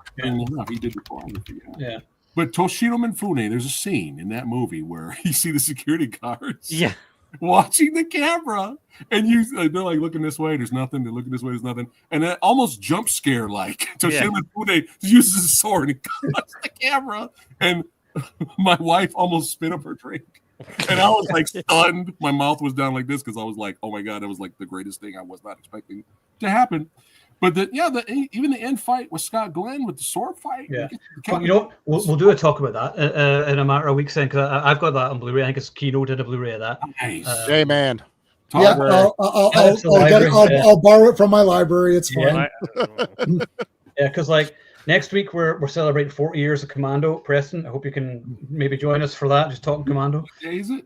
Next Same Wednesday. time. It's always Wednesday, 8 p.m. So, Oh, unfortunately, I'll be at work. So, but damn I'll job. work. I know. God damn Fucking it. work. quit your job and just say, no, I got to talk with the boys. So, That's right. Action movies are your job, man. Yeah. Come on, Preston. You know this. I got paid that much, then yeah, but no. You ain't kidding, brother. yeah, You ain't kidding. Adam says I keep thinking Kino is a guy. not a company. Yeah. No, he's not an FBI agent. Okay, it's not that Kino. I'm an FBI agent. Speaking of, have you guys seen the movie starring Jesse Ventura and him? The main antagonist is Sven Thor Olsen. That's right, Arnold Schwarzenegger's buddy. Who's in all his movies. Yeah, Tank Ellis or whatever from seen Captain Power. Abraxas, Guardian of the Universe. Yes. Guardian of the. Have you seen this? Yes. It's Yes, one of the 100 years greatest movies ago, ever made. Of course. And my wife bought a cheap dollar DVD. It had a double feature at Walmart. She looked at it. She was like, "Oh, this looks like a good, B movie night." Yeah. And it was Laser Mission with Yeah. Brandon Lee. Brandon Lee. The Blu-ray and Braxis, Guardian of the Universe. Yeah. And we watched the Guardian of the Universe and we could not stop laughing. And then there's a riff tracks just came out, riff track version of them making fun of the movie, which is hilarious too. Yep. And then hell froze over and Kino Lorber finally released that movie on Blu-ray. They remastered Abraxas on Blu-ray, white screen and everything. And it used to be cheap, Owen, and now it's gone, and I can't find it anymore. And the only one I can find on Amazon is this other region for $45. Oh, it's probably $60 on eBay right now if it's out. Yeah, at least. Yeah. Yeah. But if you guys ever come across Abraxas on Kino, I bought my dad at a secondhand store one of those like 100 action movie collections of cheap DVDs. Abraxas is the first one on this. That's why I bought it. Yeah. The fact that out of all the movies in the world that got Blu-ray remastered, widescreen and everything, I have to buy it just for that. But it's funny though. It's like there's some of these movies that get released, and you're like, I've never heard of this. It's just sort of like random obscure horror movies or whatever. And I'm like, there's so many other better movies out there. The fact it's taken Time Cop this long to come out in 4K, and I'm like, Time Cop should have been out ages ago. It's like, why is this taking so long? What about Zardoz? They should bring. I'm waiting for Connery. Sean Connery in the red outfit, amazing. Yeah. I love that movie, not in a cheese way. Like, I think it's actually a very good film. I've got the novelization written by John Borman, and I read that too. It's good. I haven't seen Zardoz. I've seen the trailer, and I'm like, oh. Yeah, I haven't actually watched it either. It's in my watch list on Amazon, and I am going to watch it at some point. It's just trying to find the time. It's very good. It has a lot of sci-fi elements that it's like Space 1999 has discussed these elements. Star Trek original have discussed, it's got a lot of good sci-fi bits in it. Real Popcorn Geek, if you could find Abraxas, the Kino Lorber release on Blu-ray, send me a message, man. Yeah. Did you see the meme about Zardoz? It said Sean Connery turned down Lord of the Rings because he couldn't understand. Yeah. Right. Yeah, Zardoz is one of those movies where everyone's like, I don't understand. And I'm like, I don't understand what you're not understanding. It's laid out. It's like Inception. Everyone walked out saying, what happened? I'm like, they explained it ad nauseum. I thought they explained too much in that movie. I was like, okay, I get it. There's different levels in the mind. You know what I mean? Like it's like, I don't know. Yeah, gotta check out Zardoz now. Yep. You gotta watch Abraxas is $43 on eBay, the Blu-ray right now. I was just checking eBay. Yeah. It was on Tubi. I watched it on Tubi last year. Something I don't know if it's. Oh yeah, they'll pop it on there every once in a while. Tubi is the best streaming channel. Z grade action movies and horror are all there, and it's the best. And even got great ones too. Yeah.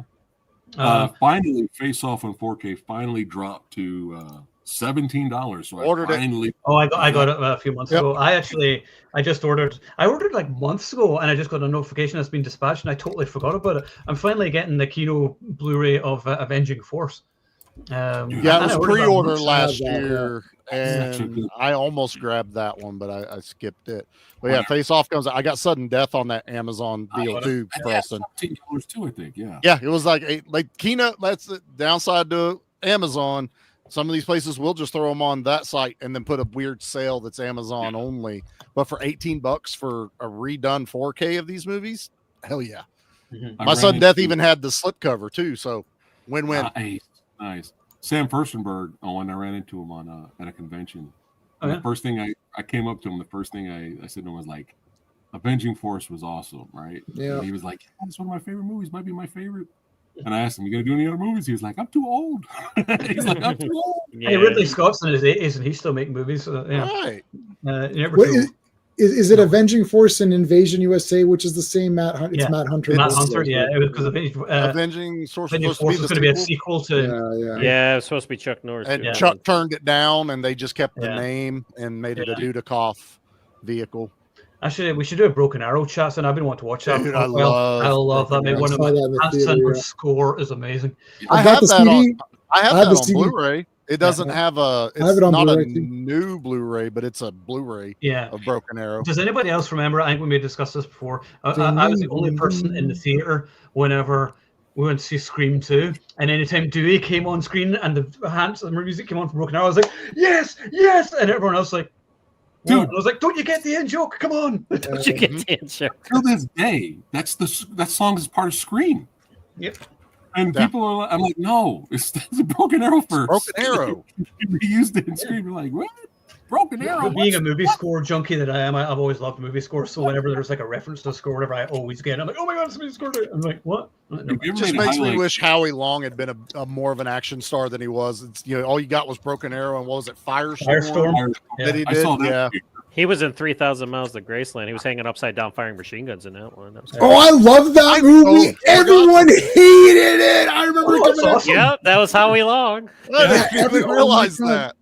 Everyone hated it. That's one of those ones where everyone's like, "You liked that movie?" I was like, "That's a great movie. It's a great movie." We're talking about that at some point. Now, it's Kurt Russell for fuck's sake. Hello, Kurt Russell. Oh my god, that's great. Yeah, mark it down. Mark it down, dude. Yeah. Okay, so that's definitely happening. There's good stuff going on. Yeah. So next week we're celebrating 40 years of Commando. I can't remember what date it's actually. I don't care. I just want to talk about Commando. 1 week from today, because we haven't done it. So that's next Wednesday, and I just watched it right. Looking forward to it. Yeah, that's right. Yeah. Everybody watching right now, subscribe to the Action Elite. That's right. All these guys. But also to Preston's channel as well. So Preston, for those who don't know, tell them about your channel. Promote away. We talk about balloons and my favorite types of milk. Yeah. Almond is no, I'm just kidding. I had to get milk from almonds. We use almond milk. Like Action. I've heard that's better than regular milk. Is that true? And horror. Subscribe, the old fat samurai guy. Yeah. We do cool verses. We're going to do verses against it. Yeah, I'll bring it back at some point, man. Versus is always like on fire, boom, boom, boom. Episode every month. Boom, boom, and it disappears for a while. That life gets in the way, unfortunately, which is the thing. It's trying to get everyone's schedule thing, and we all have so much stuff going on as well. I've been thinking, let me know what you guys think. I've been thinking, and Charlie, I think I had tried to invite you a couple of times. There was something that happened. We just couldn't align, and then the last time we were scheduled up is when everything kind of blew up. Hey, Jay, man, I'll hit you up too, man. I would love to have you on the show. We go back and forth, have a fun debate, which movie's better, and then we vote at the end. And which basically what we do. Yeah. The community chat votes, and we go off of that to break the tie. Yeah. But I don't know. What do you guys think? I was thinking about making versus a summer thing. Yeah. Like I'll bring it back just for the summer every year. There's one we're going to do soon, actually. If and Preston, you're always invited anytime you want. Just let me know. But I mentioned this a while ago, but I want to do James Bond versus. I want to do The Living Daylights versus License to Kill. I think that'll be a good one because, it would be. I love the Timothy Dalton movies, so I think discussing that will be fun. So we'll do that soon as well. But whenever I do versus, I like to give everyone several weeks notice so they have time to watch the movies because I don't like giving people homework. You have to watch this. You have to watch this. You have to watch this. Whatever. So that would be fun to do. Yeah, I think absolutely. Timothy Dalton has grown. I think he was almost my favorite Bond at some point. Oh yeah. I think Sean Connery. I think we did a ranking Bond, and I think I had Sean Connery, And then I think I had Timothy Dalton as second. Yeah. Connery is my number one. Well, I think it's pretty much everyone's number one. Anyone with taste. Right. I don't remember if I had Craig and then Brosnan. I don't remember. Yeah, Craig is near the bottom for me, thanks to No Time to Die. But fuck that movie. He's also not James Bond. He also doesn't want to be James Bond. Yeah, After his first movie, he complains about everything. I don't want to do this. I'm too okay. So why am I watching this movie with this guy who doesn't want to be in the movie that he's in? Yeah. Like this is the second movie. I'm like, you don't want to be here. Oh, actually, the second one is not. By the third time, he's already like, oh, I'm done. I don't want to do this anymore. It's like, okay, well, why am I watching you? I hate that. I hate. It's been forever since we've gone on a James Bond tirade, John. Yeah, wow. It was like, man, we haven't talked about that for a long time. Like the PTSD I got, I remember after watching No Time to Die, and I was like, he basically commits suicide at the end. He lets himself die. What? Yeah, what a dumbass movie. After two and a half hours of nonsense, he dies. I was like, fuck this movie and everything to do with it. It's like it's the worst Bond movie, and I will never watch it ever again. Yeah, but I retroactively went back and then hated all of the other ones too that came before. I'm like, okay, you know what? This whole thing sucks now. It's I literally can't watch any movie with Daniel Craig in it. I can't watch it at all. Yeah. I think Tomorrow Never Dies is underrated. I know there's problems behind the scenes, but I think it's underrated. But I've always wanted to do GoldenEye versus Casino Royale. Now I know everyone's gonna. Me too, because the same director. Yeah, but since it's the same director, and he was they're both Bond reboots, kind of like restarts. I thought that'd be a fun versus. Yeah, that was another one I was thinking of doing at some point. So, but.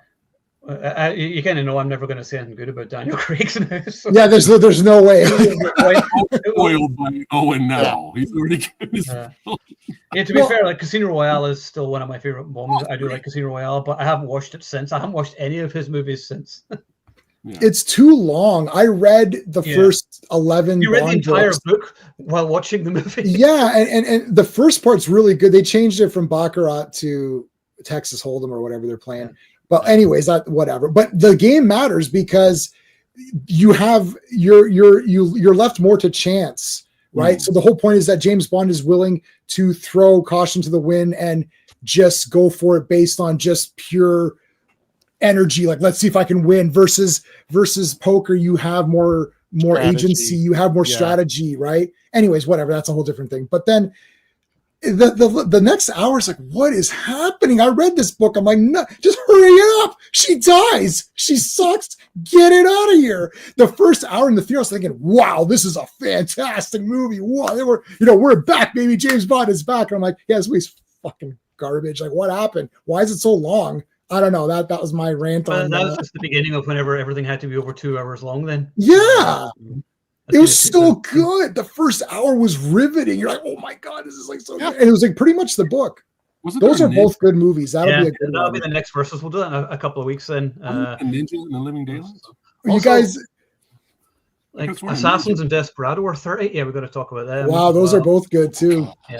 Today I become number one. I love Assassins. So just this Sunday, so just the other day, we did on my channel, we did Dredd versus Judge Dredd. So and I do it by categories. So I have I review movies in categories. So I talk about the story, the pacing, the artistry, the characters, and the enjoyment. I call it space. So that's how I review my movies. I talk about each and then I do my verses in the categories. Okay. So it's like, which has the better story, which has the better pacing, which has the better artistry, which has the better characters. So it's not as obvious, and you can't cheat as much and just be like, well, obviously Carl Urban Dredd movie's better. But the Judge Dredd movie has a lot of great looking visuals. Oh yeah. Like the robots are cool, the Angel family. I like difficult verses. I did a Is It Really That Bad episode way back for Judge Dredd. It's not that bad at all. Personally, it's awesome. Charlie and I we're doing this thing. We're like, I love this movie. I don't know what happened. Right. I walked out thing like my buddy and I were high-fiving the hell out of each other. Like, this is fucking awesome. I can't believe this movie. This is so awesome. And then No, Armando Sante is the best, man. Yes. Rico. Armandus. Okay, yeah. Daniel Craig's your favorite Bond? Oh my God. We're gonna have to have a fight. Movie, it's all right. Metal Rock McDonald. Look at that name. Movie Metal Rock McDonald. Wow, I do like Megadeth, so there I'll give you that. There you go. My, Ask him why. Why is Daniel Craig your favorite James Bond? Over here. Connery and Moore. You know what? I enjoy Moore. I thought I love Moore. Like I like Moore. Like Moonraker has my favorite Bond villain. I'm sorry, I've said that before, but he's just hilarious, and the movie's just fun. It was cashing in this because of Star Wars at the time, and it has a space fight in it. And, Jaws. Mr. Bond, you show up with the tedious inevitability of an unloved season. And like, I'm sorry, that's just the best line ever. Drax. Yeah, Drax, Hugo Drax. He's my favorite Bond villain. Mr. Bond, perhaps may I press you for a cucumber sandwich? Well, Roger Moore's my favorite James Bond, but Sean Connery is maybe the best in terms of the quality of the films, and like how they're at least the first four are very solid. But Roger Moore is the coolest person who ever lived. I confirm that. And he is just so smooth in these movies. And For Your Eyes Only is a friggin' awesome action movie. The great Bond movie, man. That's a great Bond movie. And I think my favorite Bond movie, just solo, might be On Her Majesty's Secret Service. Thunderball was yours. Thunderball is I think is the best James Bond movie. I kind of lead toward On Her Majesty's as my favorite because people don't say it's their favorite, so I want to highlight it a little bit more. But those three, For Your Eyes Only, Thunderball, On Her Majesty's are my. But I read all those books, and they're also not For Your Eyes Only, but the other two are very close to the book. Like they may as well be the exact book, and the other ones are really not. Russia with Love is very close, but if you have not read From Russia with Love, 100% read it. Those villains are awesome. And what Red Grant or whatever, that guy, he is one of the damn best villains in a pulp story. Probably my favorite fight scene of any Bond movie, the train fight in that movie. Like the part in the beginning, remember he's getting massaged in the beginning of Russia with Love. So in the book he's nude and she's very endowed and she's nude and he cannot get aroused. He cannot feel anything unless he's killing. The only thing that gives him any arousal or pleasure is when he's committing murder. Same. A lot of the stuff in that movie was eliminated from the book. The chess guy, they eliminated that, but in the book you're like, oh, because the guy they kind of bring that back in The World's Not Enough when Renard can't feel. I liked that movie too. Yeah. Jimmy was saying here, it's too much hate. Actually, my favorite score of any Bond movie is World Not Enough. The David Arnold's music to that movie is amazing, particularly in the speedboat chase. It's good. I liked every James Bond movie up to and including Casino Royale, and then now I don't like Casino Royale, so I like everything up till including whatever the last one is. I need to rewatch them all. Like I like cherry pick every once in a while, but I need to like sit down and just go through the entire catalog. It's an interesting process if you do, because at some point I always thought they should have made it a period movie. I think it got too advanced. But now it should be, So then he can actually be the character as he's written and behave like that, rather than trying to make it appeal. Because you don't need to make it appeal to everybody. Not everything has to appeal to everybody. You're allowed to have demographics for things. That's the point. My wife doesn't like Terrifier, oddly enough. So I don't know how they failed on that. They should have made it more appealing to everybody. I know, but Moore has the best one. Yeah, I absolutely agree. There's so 100%. Many brilliant, but keeping the British end up, sir. I mean, that's just. And then I believe he's attempting re-entry, sir. I do remember that. And those were the best. Here is top 5. Russia, that's awesome. Spy Lummy's awesome. All right. Actually, Russia was Love is actually my favorite Bond film. That's a great movie. That's top 5 for me too, I would think. Yeah. I think Goldfinger really already. Goldfinger's good too. Movie theater experience. Was gold. Yeah. I saw Dennis East too. Yeah, it was all right.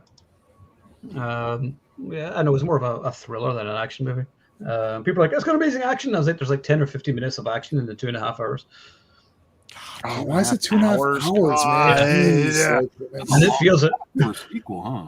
Yeah. Gosh. Yeah. Anyway, we were supposed to be talking about Mark for Death. This is one of the best tangents we've ever gone off on. I'm sorry. No, you did fine. No, we do this every week. Yeah. Yeah. We didn't mention Star Wars either. Star Wars. No. Star Wars. Oh, wait, I did. I mentioned Moonraker. Yeah, there you go. So, right. All right. So Close 1 enough. hour, 30 minutes. So I didn't do any superhero rants. I didn't do any Star Wars rants. I did get a James Bond rant, so I'm happy about that. It'd been a while, man. You deserved it. So You were happy to have me back to I was rant on happy. this, I think you earned that one. there needs to be one J-Man super rant J-Man. per stream. Yeah, exactly. Cool stuff back there, man. So next week we're celebrating 40 years of Commando. So tune in for that. It's going to be 8 p.m. next week. So I have an idea, just for fun, Owen. Yeah. Before you end your Commando stream next week, have it set in time, not time, but have it set and ready, and play the result. Excuse me, of my versus episode between Commando and Rambo Part 2. Oh yeah, the one that we did. Yeah. Yeah, I think that would be fun just for the fans. Oh, that would be very difficult. Don't spoil it. Just play the Okay, win. okay. Just play the one. Yeah. So you get an Egyptian one. I remember check out. Did we read an Egyptian film? What was that? Oh, was that Scott Adkins one? That's fucking terrible. Kira, like killer in Japanese from Death Note. No. John, how was that Kira Scott Adkins. movie that came out like towards the end of last year? How was that? Take Cover. Yeah, how was it? It was all right. It was Scott Adkins doing Scott Adkins things in one room. Yeah. I mean, in terms of like the action design and stuff, I mean, it had some moments. You know, it's a decent direct-to-video action movie. Yeah, it's when you watch, you enjoy for 90 minutes, and then after you've gone to the bathroom, you've forgotten what it was you just watched. There was a lot of talking in between the action. Yeah, it was the scene when they're talking with the two girls. Yeah, or whatever. I can't remember what it was. Crystal Ball or something. Like I'm that, like, where are the mercs? Yeah, are they up? They're coming up the elevator yet? Come on, let's go. Let's go. All right. Anyway, it had its pacing issues. Thanks for the invite, brother, and get to hang out with the legends here. Yeah, awesome to have you on, awesome. Preston. So, want to have you on. So, yeah, next week is Commando. The week after, we're discussing Con Air per Adam's request. I'm like, hell yeah. So, anyone wants to join that, let me know. Preston, you're always invited. Let me know anytime you're free. Just send me a message, send you an invite. Always welcome. Yes, sir. Sayonara. Yes, indeed. So, see you guys next week, 8 p.m. And remember, if you're watching, remember, you are the Action Elite.